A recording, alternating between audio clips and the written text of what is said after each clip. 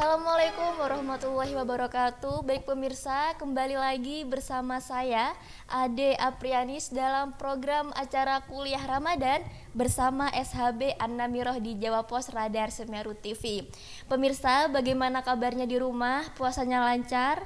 Semoga lancar-lancar terus ya. Alhamdulillah pemirsa, kali ini kita bertemu dan kita akan membahas tentang manajemen kolbu. Tentunya saya didampingi oleh Ustadz Suharyo. Assalamualaikum Ustadz. Waalaikumsalam warahmatullahi wabarakatuh. Bagaimana kabarnya Ustadz? Alhamdulillah. Alhamdulillah. Ya. Puasanya lancar nggih? Alhamdulillah. Alhamdulillah Ustadz. Jadi Ustadz Suharyo ini adalah Ketua Pimpinan Muhammadiyah Daerah Lumajang nggih Ustadz. Nggih Ustadz. Baik pemirsa, kali ini kita akan membahas soal manajemen kolbu yang kita lihat bahwasanya ketika berbicara kolbu itu memang sangat sensitif nggih Ustadz. Ya. Mungkin Ustadz bisa langsung dijelaskan apa sih itu manajemen dan apa itu pengertian kolbu itu sendiri Ustadz? Dari kata manage ya mengelola, mengarahkan itu. Kolbu itu ya hati kita. Bagaimana kita ini mengelola, memanage hati kita supaya terus bolak-baliknya itu ke arah yang baik. Ya muqallibal qulub tsabbit qalbi ala dinik wa ala taatik. Jadi dalam beragama itu kita harus mencari buah dari agama itu. Dan kalau kita lihat sebenarnya agama itu akan sepenuhnya mengarahkan hati pemeluknya itu ke arah yang baik, positif dan benar. Kemudian kalau kita lihat sebenarnya kalau kita simpulkan, agama kita itu akan melahirkan 3 sifat dalam hati kita. Pertama itu siddiq, jujur dalam segala aspek kehidupan.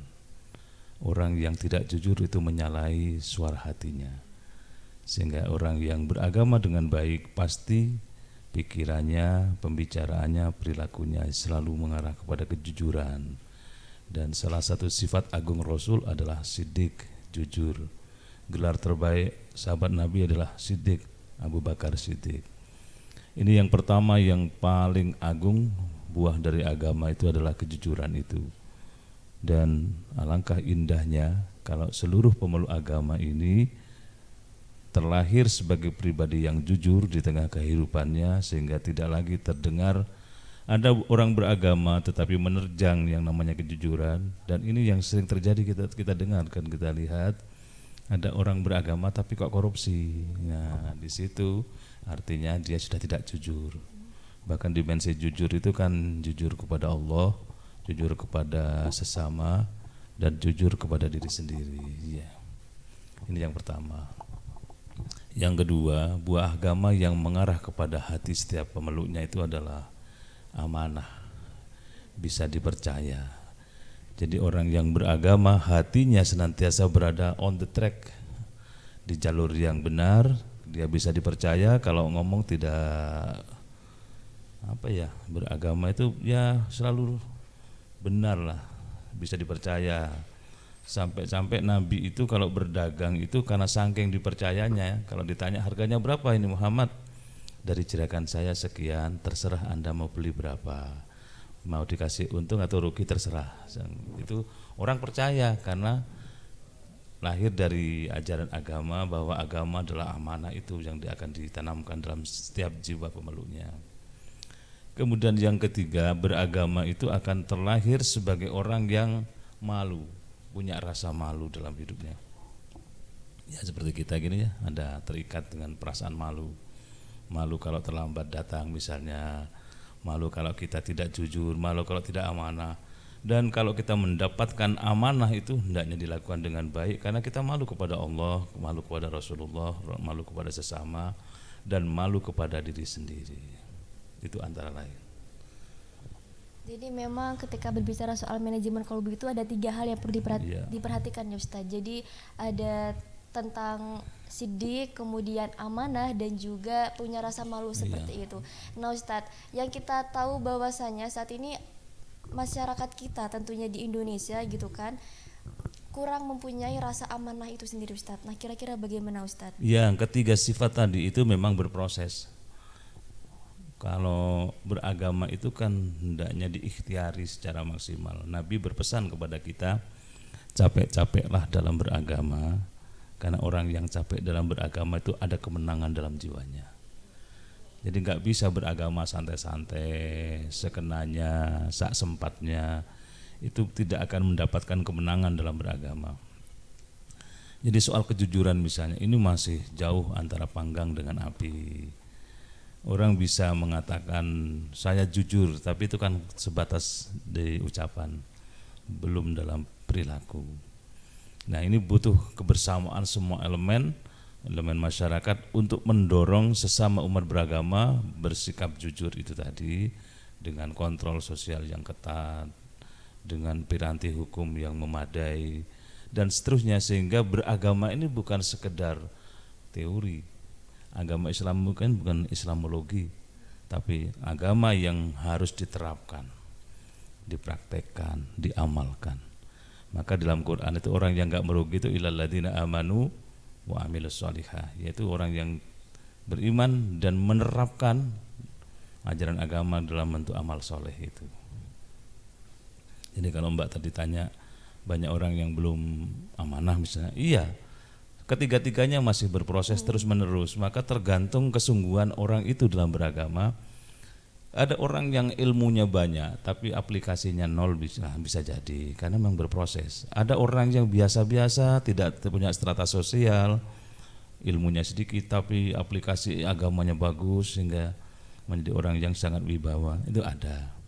Maka semuanya bersinergi bersama-sama seperti orang sholat, lurus dan rapatkan soft barisan itu bukan sekedar pada sholat saja, tapi dalam kehidupan kita harus lurus, saling mendoakan, rapat dan sebagainya, itu supaya kita menuju kepada satu titik yang namanya khusyuk, konsentrasi, apa istilahnya, ya fokus kepada tugas-tugas kebangsaan ini, sehingga kalau kita mendapat amanah sebagai pemimpin misalnya, ya amanah dalam tugas itu karena dorongan dari berbagai pihak.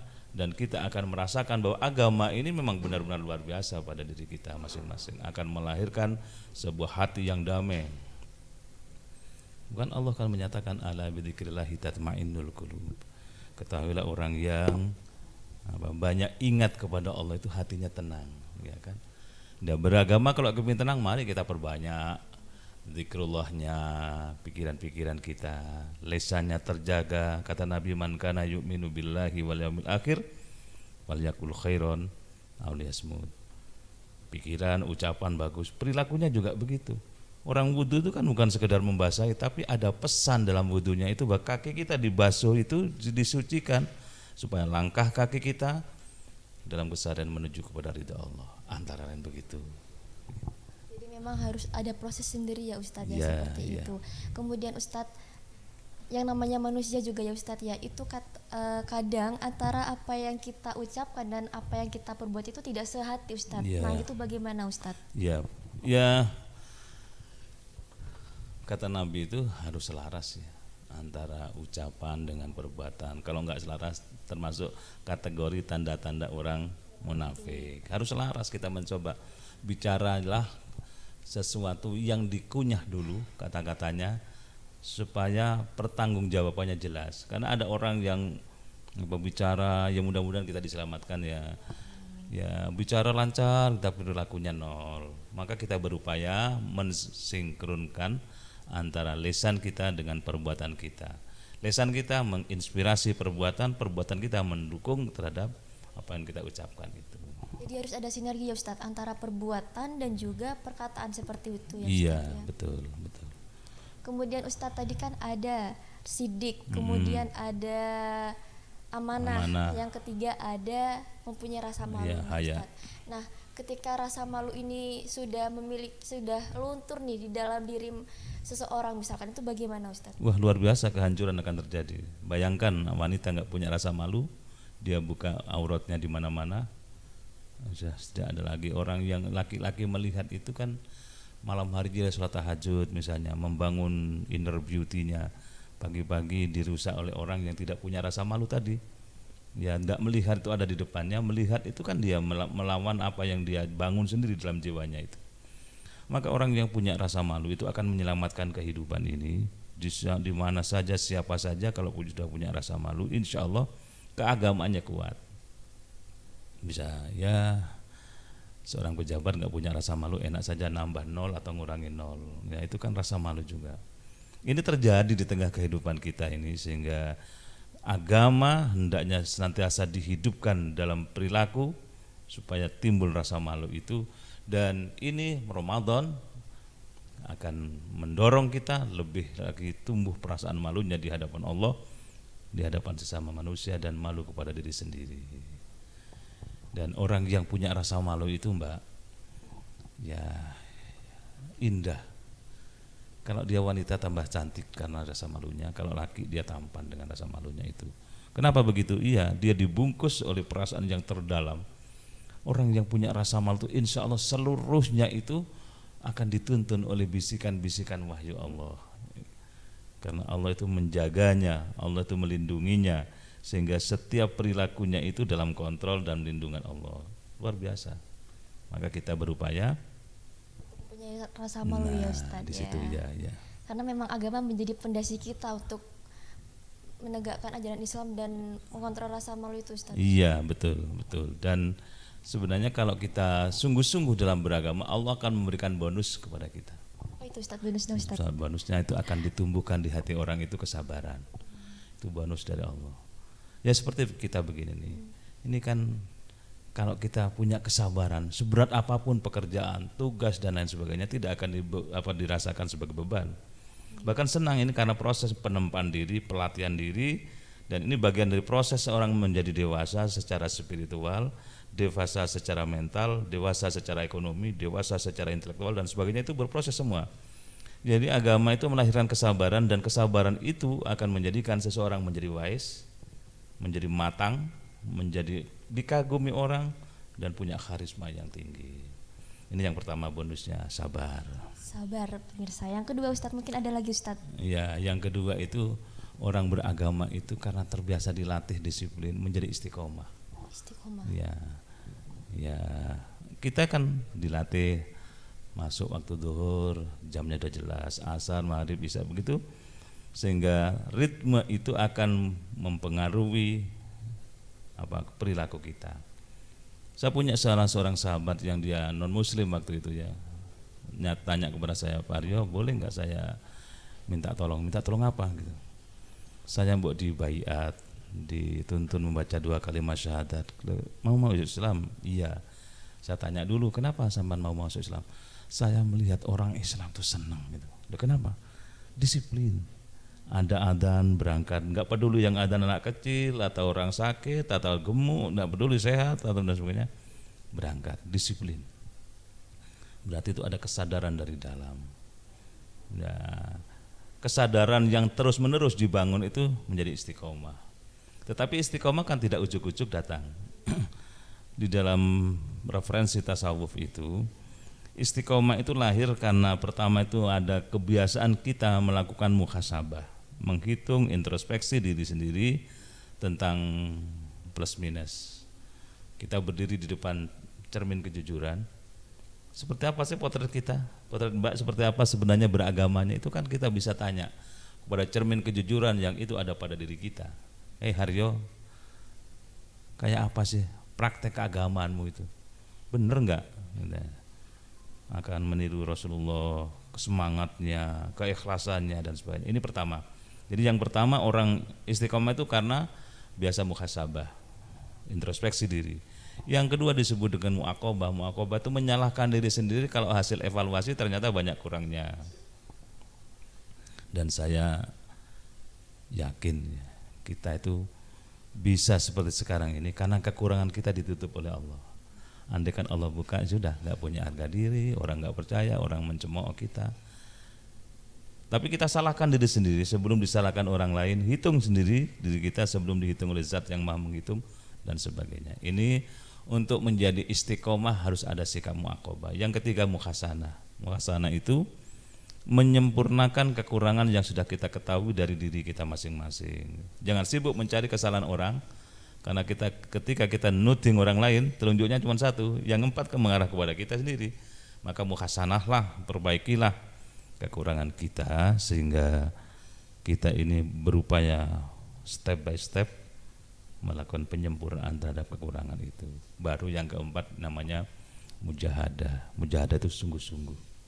Beragama harus sungguh-sungguh, bekerja harus sungguh-sungguh. Semua kepala keluarga bersungguh-sungguh, sebagai anak harus sungguh-sungguh. Semua bersungguh-sungguh dalam hidup ini, supaya tidak terjadi ketimpangan. Anaknya sungguh-sungguh, bapaknya santai-santai, atau sebaliknya bapaknya sungguh-sungguh cari nafkah, anaknya di kos-kosan santai-santai nggak mau belajar. Itu kan ketimpangan yang dibangun, tidak sungguh-sungguh, tidak akan istiqomah. Nah, baru setelah sungguh-sungguh dibangun, insya Allah kita akan dengan sendirinya menjadi orang yang istiqomah, kontinu dalam kebaikan dan kebenaran. Jangan istiqomah dalam keburukan, ya. Itu yang akan diberikan oleh Allah bonus yang kedua dalam beragama, yaitu sikap istiqomah. Pertama tadi Allah akan berikan bonus kepada kita, yang kedua tadi istiqomah. Yang pertama tadi itu penting, yang kedua juga sangat penting. Baru yang ketiga ada beberapa bonus. Ya, kalau kita uraikan insya Allah itu sangat menarik. Yang ketiga ini Allah berikan bonus kepada seluruh umat beragama, maghfirah, ampunan. Wes pokoknya melaksanakan ajaran agama, sebesar apapun dosa kita, sepanjang kita ikhlas taubat kepada Allah, Allah ampuni.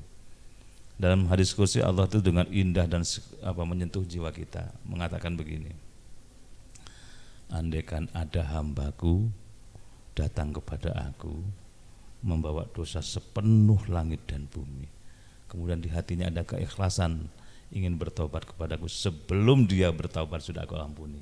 Luar biasa kan? Ya, luar biasa. Allah memang, ya, Allah berikan ampunan kepada orang-orang yang beragama dengan baik, itu sebagai bonus dari kita. Baik Ustadz, jadi memang ada banyak sekali hal ketika kita beragama itu ya Ustadz, ya, kita mendapatkan kesabaran, kita mendapatkan keistiqomahan, dan juga kita mendapatkan makfirah seperti itu pemirsa. Nah pemirsa, jangan kemana-mana karena sesaat lagi kita akan membahas tentang manajemen hati atau manajemen kolbu yang kita akan bahas secara tuntas tentunya bersama Ustadz Suharyo. Jadi jangan kemana-mana, tetap di Jawa Pos Radar Semeru TV.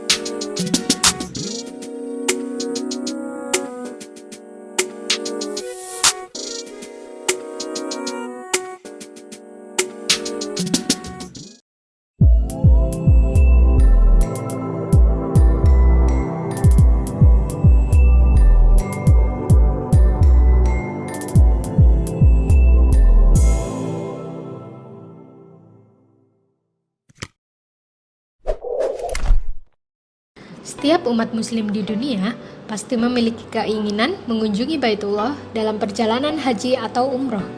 Keistimewaan bersama kami berupa keamanan legalitas, harga kompetitif, bimbingan insentif selama umroh, dengan hotel yang dekat dengan Masjid Nabawi dan Baitullah, serta pelayanan prima dari pembimbing kami yang berpengalaman.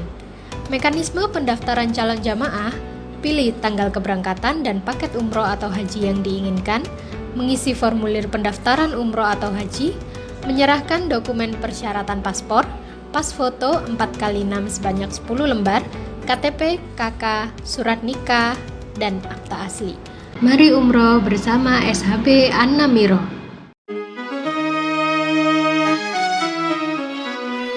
Baik pemirsa, pemirsa, kembali lagi bersama saya Ade Aprianis di Kuliah Ramadan bersama SHB An-Namiroh di Jawa Pos Radar Semeru TV. Nah, tadi di segmen pertama kita sudah membahas tentang manajemen kolbu, apa itu manajemen, apa itu kolbu, dan bahwasannya dengan kita beragama kita mendapatkan banyak kebaikan, kita mendapatkan kesabaran dan yang lainnya seperti itu. Nah Ustadz, kita lanjut pembahasannya Ustadz ya. Di segmen kedua ini kita akan membahas manajemen kolbu Ustadz. Kira-kira Ustadz bagaimana sih kita bisa memanajemen hati itu Ustadz? Ya, semua orang bisa memanage hatinya. Syaratnya yang pertama itu tidak pernah merasa sempurna. Diri kita masih penuh dengan kekurangan, dan ya itu harus disadari sebagai pondasi bahwa kita terdorong untuk memanage hati kita. Siapa sih yang sudah sempurna dalam hidup ini kecuali Rasul Muhammad SAW? Semua kita ya bermandikan dosa, berada pada kubangan suasana gelap hati. Dan kadang-kadang kita itu jatuh pada lembah dalam yang kalau kita nggak hati-hati nggak bisa bangkit kembali. Karena orang yang merasa dirinya punya masa lalu gelap, itu dia akan berat untuk bisa menyempurnakan dirinya. Tapi sadari bahwa orang yang baik hari ini punya masa lalu, dan orang yang buruk sekalipun hari ini punya masa depan.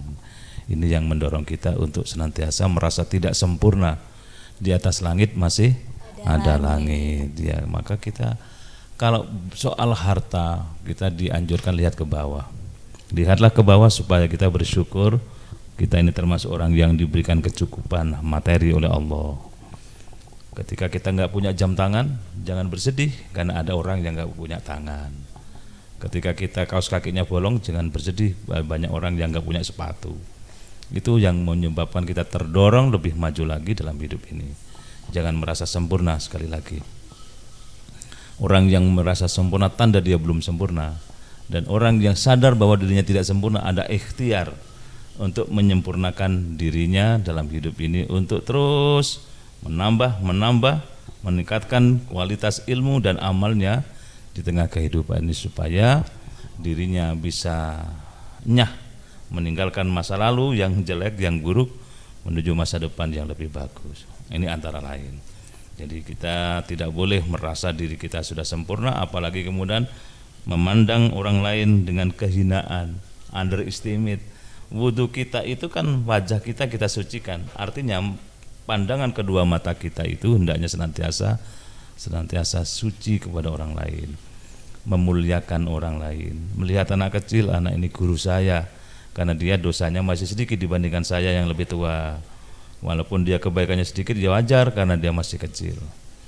Kalau melihat orang sepuh, ini guru saya, karena dia kebaikannya lebih banyak tentunya dari kita, karena usianya lebih panjang dari kita. Keburukannya wajar, setiap orang punya keburukan. Jangan positive thinking terus kepada orang lain. Mata kita memandang tidak underestimate, tidak memojokkan, apalagi menyalah-nyalahkan, apalagi dalam konteks keagamaan kita nggak boleh mengkafir-kafirkan orang. Kemudian ya sampai neraka, aku swarga, kan enaknya sendiri kalau begitu. Nggak boleh. Jadi saya kembali lagi, pertama kita tidak boleh merasa sempurna. Sekaligus yang kedua itu kita berupaya untuk apa istilahnya, menyempurnakan kekurangan-kekurangan secara bertahap, secara pelan tapi pasti. Karena kita tidak tahu kapan Allah akan panggil kita. Ya mudah-mudahan dipanggil dalam keadaan kebaikan, dipanggil dalam keadaan kita begini berdakwah, dipanggil dalam kondisi kita hati sedang terpaut dengan Allah. Nah, ini yang hal-hal yang begini ini perlu senantiasa ditanamkan dalam hati kita. Dan yang ketiga, supaya hati kita senantiasa berbolak-balik dalam kebaikan, perbanyak tengadah ke atas, mohon kepada Allah dengan doa. Orang doa itu dicintai Allah, dan Allah janji ud'uni astajib lakum, mintalah kepadaku akan kukabulkan permintaanmu itu, hai manusia. Ya perbanyak doa, karena orang yang memperbanyak doa itu Allah suka. Ya, Allah sangat suka. Bahkan Allah itu membiarkan kadang-kadang nggak segera dikabulkan, seperti orang tua ketika anaknya minta sesuatu, minta uang, kata suaminya, ojo dikasih Bu, Jano cek nangis dhisik. Ya, setelah nangis baru dikasih, orang tuanya lega. Allah juga kadang-kadang memperlakukan seperti itu kepada kita. Doanya nggak langsung dikabulkan, biar dulu dia merengek-rengek. Aku suka kepada sikap orang itu, hambaku itu yang merengek-rengek mendekat kepada aku di tengah malam, di keheningan, di kesunyian malam, dia berdoa dengan tangis dan derai air mata. Aku suka. Lama-lama kemudian dikabulkan oleh Allah. Ada yang di dunia, ada yang dikabulkan di akhirat dan seterusnya. Perbanyak doa kepada Allah. Insya Allah seluruhnya akan dikabul oleh Allah. Ini.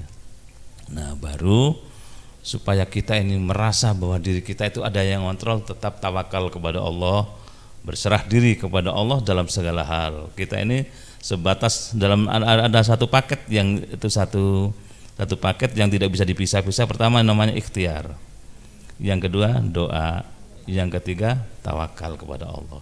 Orang yang tawakal kepada Allah tidak gampang putus asa, tidak gampang mengeluh. Ada mahasiswi misalnya gampang mengeluh, padahal setelah mengeluh, setelah tamat juga akan mengeluh lagi. Nanti setelah tamat dia ngeluh, kenapa kok susah jadi pekerjaan? Setelah dapat pekerjaan ngeluh lagi kok banyak pekerjaan. Terus begitu, katanya dalam ini ilmuwan yang disuruh oleh Zamiri, Perdana Menteri, tolong rumuskan apa makna hidup itu. Nah, para ilmuwan di negara itu kemudian berapat merumuskan makna hidup itu, ternyata menjadi berbanyak buku sampai diusung dengan 3 ekor keledai diberikan kepada sang Perdana Menteri. Ini Tuan hasil rumusan makna hidup, katanya Perdana Menteri Zamir. Aku tidak sanggup baca setebal itu, coba dirangkum. Pulang lagi dirangkum, tahun berikutnya datang, ini Tuan rumusannya. Kok masih banyak 1 ekor keledai. Kedatangan yang ketiga nggak bawa apa-apa. Sang Perdana Menteri sudah terbaring lemah di atas ranjang karena sakit. Tuan, kami sudah menemukan makna hidup itu, rumusannya seperti ini. Apa rumusannya? Kemudian dia mendekat, dibisikkan ke telinganya, hidup itu Tuan 3 hal. Lahir, susah payah, mati. Jadi kalau sekarang udah lahir, ini tahap kedua ini kita sedang susah payah, nggak punya pekerjaan, jadi pekerjaan, punya pekerjaan swambatin ngaruh-waro gitu ya. Kemudian nggak punya suami, kepingin punya suami. Setelah punya suami tukaran toh. Nggak punya anak, kepingin punya anak. Setelah punya anak, problematika tumbuh dari anak. Begitu seterusnya hidup itu, baru selesai problem itu ketika nazak menjemput kita. Maka tawakal kepada Allah. Seluruh urusan, insya Allah Allah akan memberikan kucuran air damai di hati kita, dan kita akan merasakan hidup ini memang benar-benar ala bidzikrillahi tatmainul qulub. Ketahui kata Allah, orang yang banyak ingat kepadaku hatinya akan tenang, akan damai. Dan itu yang harus kita lakukan setiap saat, Pak. Okay. Jadi memang harus banyak-banyak tawakal ya Ustadz ya, berzikir kepada Allah seperti itu agar hati kita juga tenang ya Ustadz ya. Karena memang berbicara kolbu memang banyak sekali masalah hati pada diri seseorang seperti itu Ustadz. Ada yang kadang iri dengan kehidupan seseorang, kemudian ada yang dengki juga. Nah itu bagaimana Ustadz untuk meminimalisir itu Ustadz? Ya, berjalanlah atas dasar bisikan hati nuraninya. Jangan melakukan sesuatu atas dasar komentar orang.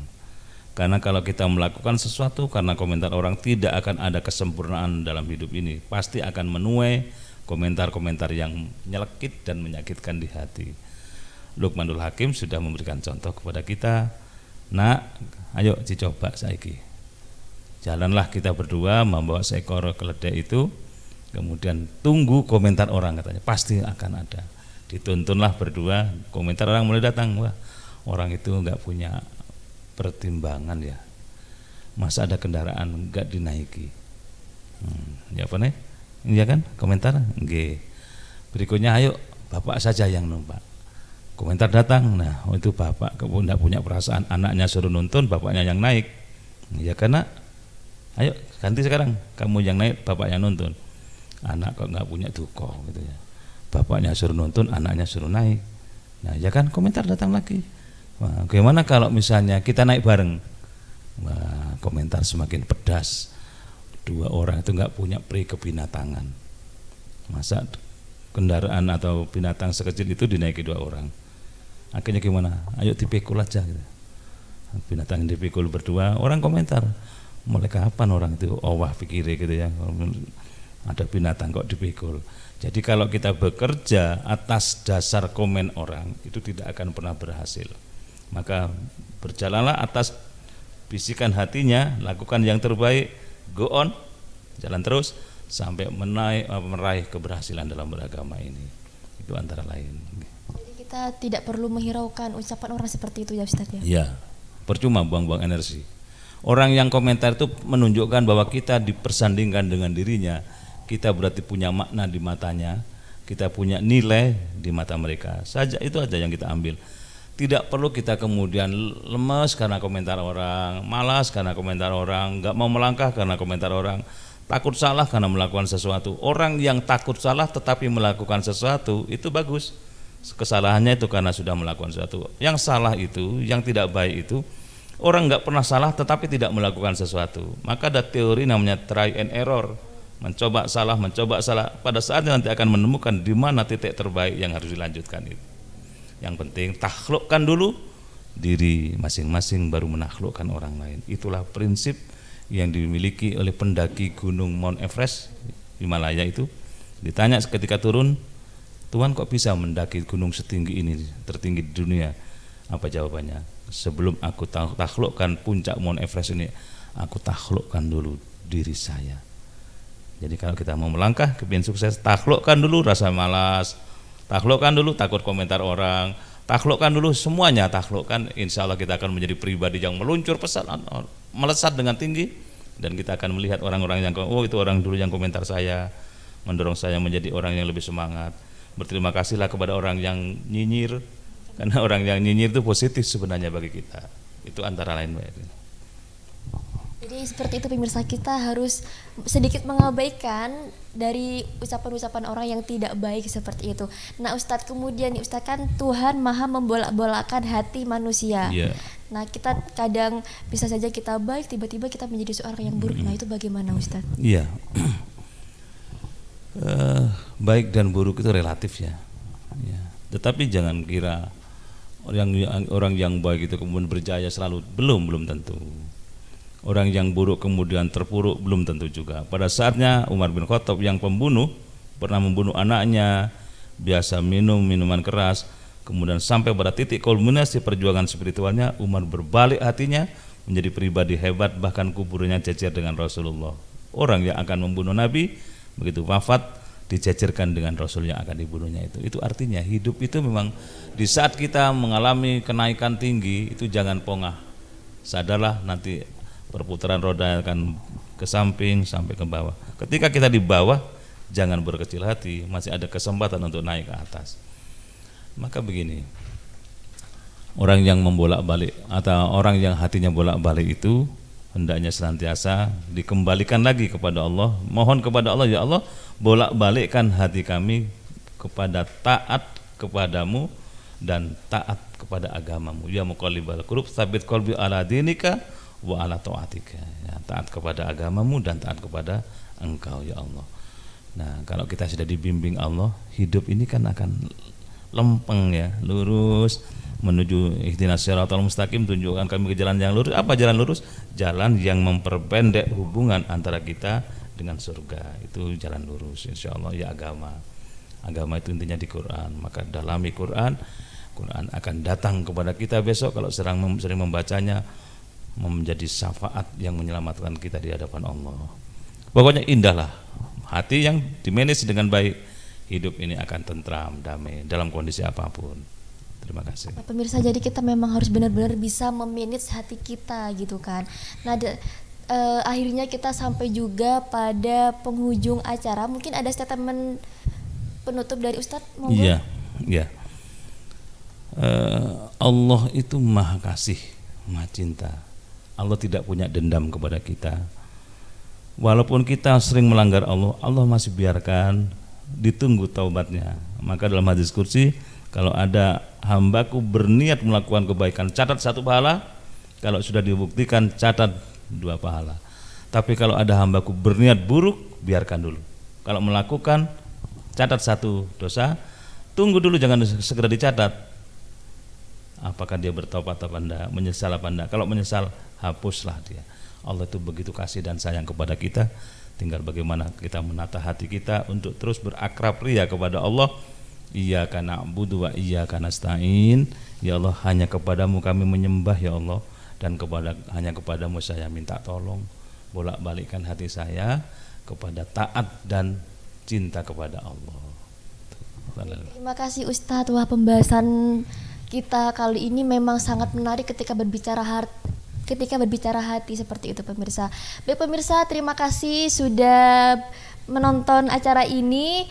Mohon maaf apabila ada kata-kata yang salah, dan jangan lupa ikuti kuis Ramadan yang akan diberikan oleh narasumber dengan menjawab pertanyaan dari kolom komentar Jawa Pos Radar Semeru TV. Terima kasih, dan saya Ade Aprianis pamit undur diri. Terima kasih dan wassalamualaikum warahmatullahi wabarakatuh.